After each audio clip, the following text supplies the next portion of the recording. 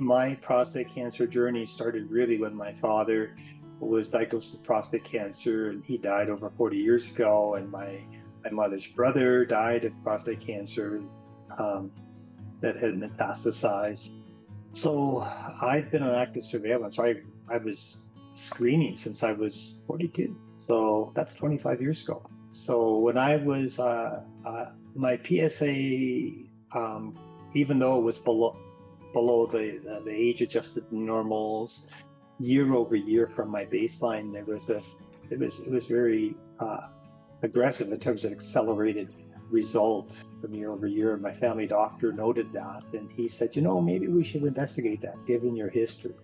I had a biopsy in early November of 2011, and then I got a call from the urologist to have a follow-up appointment at the end of January.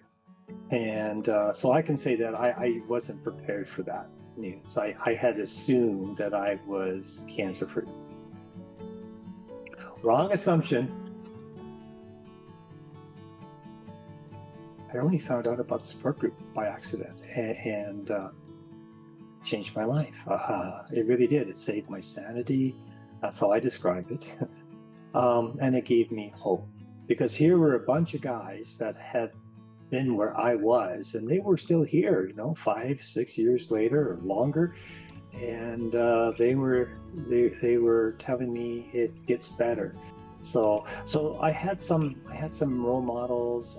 I had a group of men that welcomed me, and I was sort of the young kid, snot-nosed kid on the block. And one of the reasons I continue to be engaged and do this is not only for my children and my brothers and my nephews, but it's for those men that we're going through it right now, and unfortunately, just too many of us. I have to say it'd be my wife, my partner in life. She kept me going, and my kids.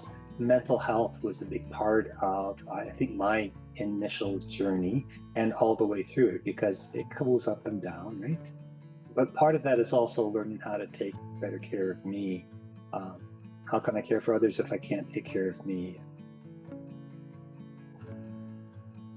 I found the holiday season just more joyous. I could say it just seemed more welcoming my life, and doing that.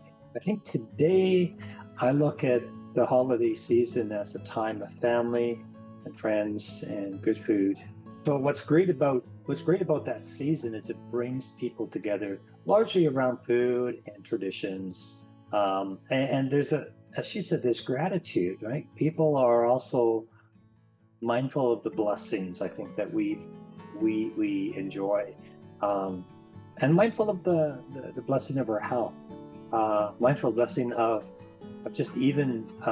I don't know if I can ever describe this in a way that makes sense, but cancer was a big teacher in my life. It taught me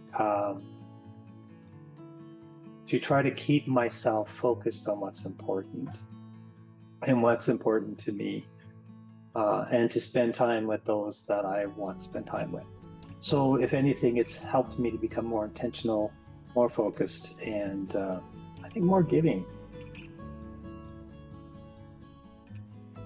So what I would suggest is that anything that raises awareness, not just of prostate cancer, but what is there to support people going through a prostate cancer diagnosis and treatment, or even those that are recovering after treatment and beyond.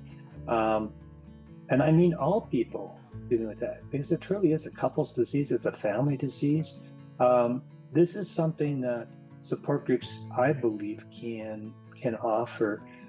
What I can say is that research and funds going towards research is making it possible for all of us to live healthier lives, longer lives, and I think to have other options that weren't even possible 5 years ago, like when I was treated 10 years ago. It's friggin' amazing what innovation is coming through evidence-based research. It's transformative.